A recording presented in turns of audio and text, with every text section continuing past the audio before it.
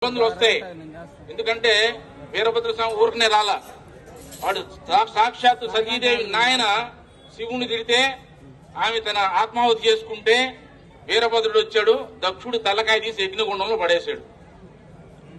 మరలా అది కావాలంటే చూసుకోండి, రాజకీయ పక్షాలైనా లేకపోతే అధికారులైనా సరే ఏ న్యాయం కావాలో చూసుకోండి. అటువంటి స్థితి తీసుకురాకండి దయచేసి. మీరు ఆలోచించాలా. శ్రీరామనవమి యాత్ర మీద రాళ్లు పడతాయి, వినాయక చవితి మీద రాళ్లు పడతాయి. ఎప్పుడైనా మొహరం ఊరేగింపు మీద ఎప్పుడైనా రాయి పడిందా? ఒక పోలీసుని చెప్పమన్నాడు వచ్చి. రంజాన్ సమయంలో లేకపోతే ఏదైనా దర్గా ఊరేగింపు జరుగుతుంటే ఎవరైనా రాళ్లు వేసి ఇబ్బంది పెట్టారా? ఈ దేశంలో ఎక్కడైనా సరే, ఇక్కడే కాదు ఎక్కడైనా సరే, ఎక్కడైనా ముస్లిం సోదరులు కనుక ఒక ఊరేగింపు తీస్తుంటే ఎక్కడైనా దాడి జరిగిందా? మరి హనుమాన్ జయంతి ర్యాలీ మీద ఎందుకు దాడి జరుగుతుంది?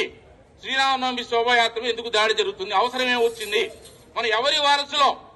ఒక ముస్లిం స్త్రీని పట్టుకొస్తే చెల్లెల్లాగా భావించి తిరిగి పంపించిన శివాజీ వారసులమా? లక్షల మంది ఆడవాళ్ళని బానిసలుగా మార్కెట్ లో పెట్టి కూరగాయలను అమ్మిన ఔరంగజేబు వారసులో తేల్చుకోవాలా.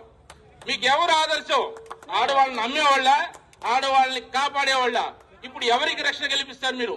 శివాజీ వారసులకు రక్షణ కల్పిస్తారా, ఔరంగజేబు వారసులకు రక్షణ కల్పిస్తారా? తేల్చుకోవాలా. ప్రభుత్వమైనా రాజకీయ పక్షాలైనా మరొక అధికారులైనా సరే, లేకపోతే చాలా ఇబ్బందులు వస్తాయి.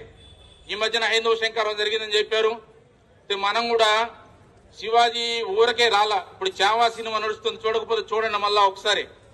9 ఏళ్ల పాటు సంభాజీ మహారాజు శివాజీ కొడుకు ఎన్ని కష్టాలు పడ్డాడు. సర్వ సైన్యంతో కూడా ఔరంగజేబు వచ్చినప్పటికి కూడా వాడికి నిరాశ కలిగిస్తూ 27 సంవత్సరాలు పోరాటం చేసినా ఎదిరించి నిలబడింది హిందూ దేశం. చివరికి తిరిగి మళ్ళా రాజధానికి వెళ్లకుండా దారిలో చచ్చాడు ఔరంగజేబు. అంతే. ఎన్ని చేశాడు? ఆయన పేరేంది? ఆయనకి బిరుదు విగ్రహాన్ని పగలగొట్టేవాడని బిరుదు ఆయనకి. మీకు విగ్రహాలు పగలగొట్టేవాడు కావాలా, విగ్రహాన్ని కాపాడేవాడు కావాలా? తెలుసుకోండి. శివాజీ జీవితంలో ఏదైనా ఒక మసీదుని ధ్వంసం చేశాడా? ఎవరైనా ముస్లిం కన్యని అవమానపరిచాడా? ఖురాన్ అవమానపరిచాడా? ఆ రాజు వారసులం మేము. ఇక్కడ ఔరంగజేబు చేసిందేంటి? కాశీ, మధుర అన్ని దేవాలయాలు పగలగొట్టించాడు. 40,000 దేవాలయాలు పగలగొట్టించాడు. వాడి వెనకాల నిలబడతారా? దొంగ వెనకాల నిలబడతారా? ఇది న్యాయమేనా? ప్రభుత్వానికైనా ప్రజలకైనా? కొద్దిమందికి నాయకత్వం కావాలి. ముస్లింలలో గుర్తొచ్చింది, మా తాత కూడా బ్రాహ్మణుడు అంటాడు ఫరూక్ అబ్దుల్లా. అది ఇక్కడ హిందూ సోదరులే, వాళ్ళందరూ కూడా ముస్లింలందరూ కూడా ఒకప్పుడు మతం మార్చబడిన వాళ్లే. వాళ్ళ మాయాజాలను పడి పదవీ కాంక్షతో ఉద్రేకాలు రెచ్చగొట్టి ఊరేగుల రాళ్లేయించి నాయకులుగా ఎదగాలంటే ముస్లిం యొక్క ఉగ్రవాద నాయకత్వాన్ని తిరస్కరించాలా ముస్లిం సోదరులు, లేకపోతే నష్టపోతారు రాబోయే రోజుల్లో. అది గుర్తించాలా. ప్రభుత్వం కూడా గుర్తించి ఇటువంటి న్యాయపరమైన హక్కులు ఎక్కడుంది? రోడ్డు మీద పోకూడదు.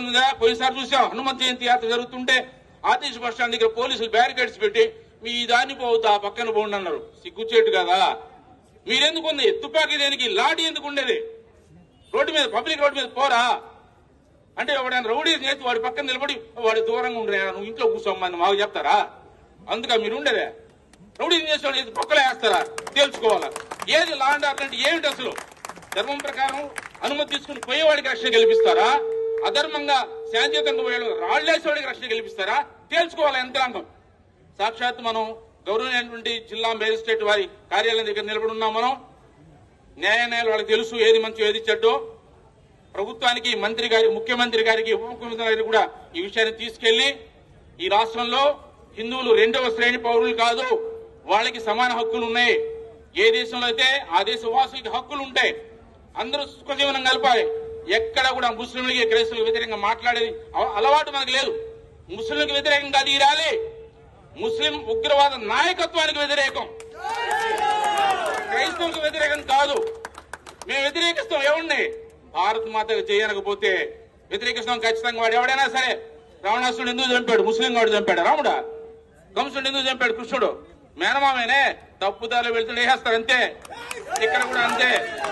కాబట్టి దేశాన్ని ప్రేమిస్తే ఇక్కడ ఉండండి. యూరోప్ లో నడుస్తుంది ఏంటో తెలుసా? యూత్ టీ షర్ట్లు వేసుకోవాలా. ఆ పేరు ఈ పేరు కాదు వేసుకోవాల్సిన టీ షర్ట్ల మీద. మీరు ఉండే దేశాన్ని ప్రేమించండి. ఏంటి? మీరుండే దేశాన్ని ప్రేమించండి. లేదా మీకు లవ్ పాకిస్తాన్ మీదో, అమెరికా మీదో, చైనా మీద ఉంటే అక్కడికి వెళ్ళి బతకండి.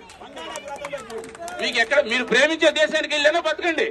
లేదు ఇక్కడ బతుకుతున్న దేశాన్ని ప్రేమించండి. యంత్రాంగం కూడా అదే ఆలోచించాలా. మేము వందే మాత్రం పాడడం, జనగణమన ఇస్తే నిలబడడం, భారత మాతకు జయను, జెండా ఎగరేస్తే